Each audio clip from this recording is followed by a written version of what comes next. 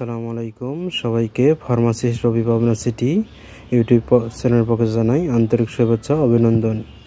আজকে একটি লোশন নিয়ে আলোচনা করব। লোশনটির নাম ডারমাসিন সলিউশন।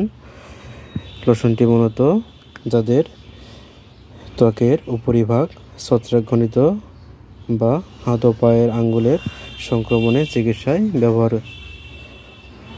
ডারমাসিন ওষুধটি সংক্রমণ সৃষ্টিকারী ছত্রাককে আক্রমণ করে এবং তার বিস্তারকে বন্ধ করে।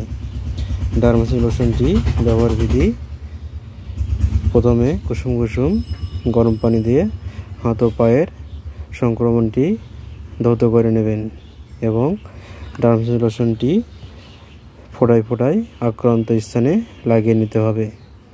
দিনে 2 থেকে 3 বার অথবা চিকিৎসকের পরামর্শ অনুযায়ী ব্যবহার করতে হবে।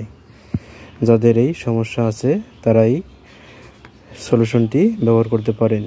আশা করি উপকৃত হবেন এবং ব্যবহার পূর্বে অবশ্যই অভিজ্ঞ ডাক্তারের পরামর্শ নিয়ে তারপর ব্যবহার করতে হবে। ভালো থাকবেন। খোদা হাফেজ।